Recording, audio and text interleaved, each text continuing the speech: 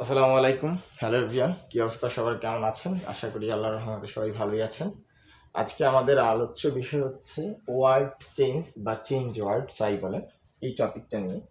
এই টপিকটা একদম প্রশ্ন আকারে আমাদের দেয়া আছে। অনার্স দ্বিতীয় বর্ষে আমাদের এভাবে ওয়ার্ড দেওয়া থাকবে 7টা। এগুলোর ক্ষেত্রে আমাদের কাজ হচ্ছে যে কোনো একটা পার্টস অফ স্পিচে দেওয়া থাকবে, সেটা চেঞ্জ করে লিখতে হবে এবং সেই চেঞ্জকৃত ওয়ার্ডটা দ্বারা আমাদের আবার একটা সেন্টেন্স ক্যারি করে দেখাতে হবে। আর এসএসসি এইচএসসিদের জন্য কেন এটা? কারণ এটা দ্বারা আপনি ফ্রি হ্যান্ড রাইটিং এর ব্যাপারটা আপনার ক্লিয়ার করতে পারবেন, আপনার সিনোনিম অ্যান্টোনিমগুলো ক্লিয়ার হয়ে যাবে এবং সেই সাথে প্রচুর পরিমাণে ওয়ার্ড শেখা হবে। আর নিজে নিজে যদি আপনি সেন্টেন্স তৈরি করতে পারেন তাহলে ইংরেজিতে মোটামুটি আলহামদুলিল্লাহ ভালো একটা অবস্থানে চলে যাবে। সো কথা না বলে আগে শুরু করি, দেখি আসলে ব্যাপারটা কি। ফার্স্ট অফ অল যে আমাদের যেটা দেয়া ছিল সেটা দেয়া ছিল ইন্ডুর, যেটার অর্থ হচ্ছে আমাদের সহ্য করা। সো কোনো কিছু করা কি ভার্ব বলে, সো এটা আসলে পার্টস অফ স্পিচের ভার্বে। জাস্ট এটাকে আমাদের পরিবর্তন করে নিয়ে যেতে বলছে নাউনে। অর্থাৎ এই ইন্ডুর শব্দটা নাউনে গেলে কি হচ্ছে, এটা আমাদের হয়ে যাচ্ছে ইন্ডুরেন্স। এই যে এই সেন্টেন্সটাকে যদি আমরা পরিবর্তন করি মানে ওয়ার্ডটাকে, তাহলে ওয়ার্ডটা চেঞ্জ হয়ে যাচ্ছে অর্থাৎ আমাদের লাস্টে এই জায়গায় হয়ে যাচ্ছে এএনসি যুক্ত হচ্ছে। এই জিনিসটা ফোকাস দিতে হবে, কারণ শব্দের বা ওয়ার্ডের শেষে যদি এএনসি হয় তাহলে সেটা নাউন হয়। এগুলো সাবজেক্টিভিটিতে আপনারা দেখবেন যে প্রচুর পরিমাণে। সো এই জায়গায় আমাদের ইন্ডুরেন্স এই কথাটা হয়ে গেছে, মানে ওয়ার্ডটা হয়ে গেছে নাউন। এখন এই ইন্ডুরেন্স কথার অর্থ হচ্ছে সহনশীলতা, যেটার অর্থ কি বললাম আমি, সহনশীলতা। কোনো একটা ব্যাপার আছে না, আপনি সহ্য করতে পারতেছেন, সহনশীলতার পর্যায়ে আছেন, সেটা বোঝাচ্ছে। সো এটা দ্বারা আবার আপনার কাজ হচ্ছে একটা সেন্টেন্স তৈরি করা। যে ওয়ার্ডটাকে আমরা পরিবর্তন করব সেটা দ্বারা আবার একটা সেন্টেন্স তৈরি করবে দেবো। সেটা দ্বারা আমাদের কি সেন্টেন্স হতে পারে, we should practice the habit of endurance. আমরা লিখতে পারি we should practice the habit of practice PRACTIS। ঠিক আছে, সমস্যা নাই। এটার অর্থ হচ্ছে উই শুড প্র্যাকটিস, আমাদের উচিত চর্চা করা, দ্য হ্যাবিট অফ ইন্ডুরেন্স, সহনশীলতা বা সহ্য করার যে ক্ষমতা আমাদের, সেটার চর্চা করা, এই অভ্যাসের চর্চা করা আমাদের উচিত। সো আমাদের ইন্ডোর ছিল নাউন, ভার্ব, সেটা পরিবর্তন করে আমরা লিখছি ইন্ডুরেন্স, যেটার অর্থ হচ্ছে সহনশীলতা। আর ইন্ডুর ছিল সহ্য করা, সেই সহনশীলতা থেকে একটা ওয়ার্ডটা দিয়ে আমাদের একটা সেন্টেন্স তৈরি করে দেখাতে হবে। সো প্রথমটা যেহেতু বুঝে গেছেন, ইনশাল্লাহ পরেরগুলো বুঝে গেছেন কি করতে হবে। এ জায়গায় লেখা ছিল সার্ভিস, অর্থ সেবা, যেটা আমাদের ছিল নাউন। যে কোনো একটা সেবা নাউন বোঝাচ্ছে, কোনো কিছুর নামকে নাউন বলে, বাট এটাকে আপনার চেঞ্জ করে নিতে হবে ভার্বে। তাহলে এটার ভার্ব হচ্ছে এসিআরভি, সার্ভ। এই সার্ভ মানে পরিবেশন করা। সার্ভ মানে কি আমি মনে রাখতে পারি, পরিবেশন করা। অর্থাৎ একটা টেবিলে ওয়েটার আপনাকে খাবার পরিবেশনা করতে পারে, আপনার বাসায় টেবিলে আপনার মা সবার খাবার পরিবেশন করে দিতে পারে, বা ফ্যামিলি যে কোনো একজন মেম্বার সবার সামনে খাবারগুলো বন্টন করে দিল, সেটাকে আমরা বলতে পারি সার্ভ। সার্ভ মানে পরিবেশ করা। এই সার্ভ থেকে আমাদের আবার একটা সেন্টেন্স তৈরি করতে হবে। এক্ষেত্রে আমরা কি লিখতে পারি, it is our duty to serve our country. এটা লিখতে পারি আমরা, it is our duty to serve our country বা দা কান্ট্রি। আমাদের এটা কাজ হচ্ছে আমাদের এই দেশকে পরিবেশনা করা, দা COUNTRY, অর্থাৎ আমাদের দেশের জন্য আমাদের যে কোনো কাজ করা উচিত, সেটা আমাদের পরিবেশনার ভিতরে পড়তে পারে। It is our duty to serve the country লিখতে পারি। আর একটা লেখছিল ওয়েলথি, মানে সম্পদ, যেটা হচ্ছে অ্যাজেটিভ ফর্মে আছে, কিন্তু এটা নিতে হবে নাউনে। ওয়েলথি আমাদের ছিল অ্যাজেটিভে, যেতে হবে নাউনে। ওয়েলথ মানে সম্পদ, WEALTH। এই ওয়েলথ এটা অলরেডি নাউনে চলে গেছে। এই ওয়েলথ কথার অর্থ হচ্ছে সম্পদ। ওয়েলদি অর্থ সম্পদ, তবে ওয়েলদি অর্থ মানে ওয়েলথ, এটার অর্থ আপনারা লিখতে পারেন সম্পদ, সমস্যা নাই, একই অর্থ প্রবেশ করে দেখা যায়, বা কোথাও কোথাও লেখা আছে ধন সম্পদ, ধনও লিখতে পারেন আপনি, ঠিক আছে। এই সো ওয়েলথ দিয়ে আপনার একটা সেন্টেন্স তৈরি করতে পারেন। দেখেন এটা বহুল প্রচলিত আমাদের একটা ওয়ার্ড, সবাই জানি মোটামুটি, যে হেলথ ইজ ওয়েলথ, প্রবাদ বাক্য যেটা আমাদের, হেলথ ইজ ওয়েলথ, স্বাস্থ্যই সম্পদ।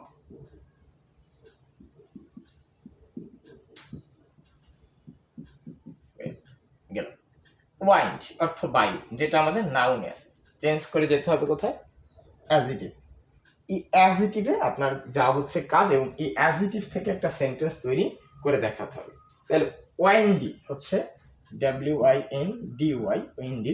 এই উইন্ডি হচ্ছে বাতাসময় বা বাতাসযুক্ত, বাতাসযুক্ত বা বাতাসময় যাই বলেন, বা বায়ুময় বা বায়ুযুক্ত যাই বলেন, এটার আপনার হচ্ছে WINDY, উইন্ডি। এটা আমার অলরেডি অ্যাডজেক্টিভে চলে গেছে। ছিল ওয়াইন্ড অর্থ বায়ু, হয়ে গেছে বায়ুযুক্ত। সো এটা দ্বারা আপনি লিকি সেন্টেন্স তৈরি করতে পারেন, যেটা দ্বারা লিখতে পারেন it is a Windy morning.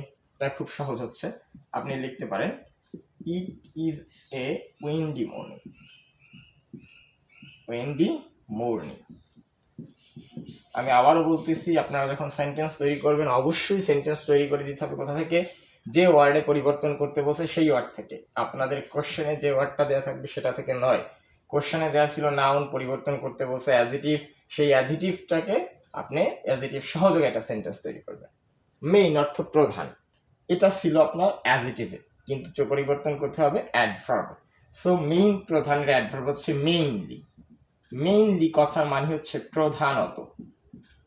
মনে রাখবেন একটা, এই যে জায়গায় দেখা দিয়েছিলাম আপনাদের এএনসি থাকলে ওয়ার্ডের শেষে সেটা হচ্ছে নাউন, সেম ওয়েতে এলওয়াই থাকলে অ্যাডভার্ব। তবে বিশেষ কিছু ওয়ার্ডের ক্ষেত্রে ভিন্নতা রয়েছে, আপাতত এতটুকু মাথায় রাখেন, যে কোনো ওয়ার্ডের শেষে এলওয়াই থাকলে সেটা অ্যাডভার্ব। তাহলে মেইন অর্থ প্রধান, আর মেইনলি মানে কি, প্রধানত। তাহলে লিখতে পারি he is mainly political leader, he is mainly political leader. সে হয় মূলত বা প্রধানত একটা রাজনৈতিক ব্যক্তি। তারপর লেখা ছিল হাই, হাই মানে উচ্চতা। আবার এটা ছিল নাউনে, যেটা আপনার পরিবর্তন করে যেতে হবে অ্যাজিটিভ।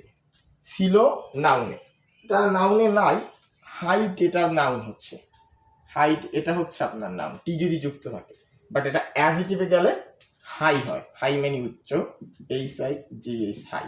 এটা আপনার অলরেডি কোথায় অ্যাজিটিভে চলে গেছে। আর এটা হাইট ছিল নাউন, যেটার অর্থ উচ্চতা, আর হাই মানে উচ্চ বা উচ্চতা, একই অর্থ প্রমাণ করে। এটা দ্বারা আপনার একটা ওয়ার্ড তৈরি করে দিতে হবে, মানে সেন্টেন্স তৈরি করে দিতে হবে। হাই দিয়ে আপনারা কি ওয়ার্ড দিতে পারেন, I have desire to climb to top of high mountain. এটা লিখতে পারি আমরা, হাই দিয়ে কি লিখতে পারি, আই হ্যাভ ডিজায়ার,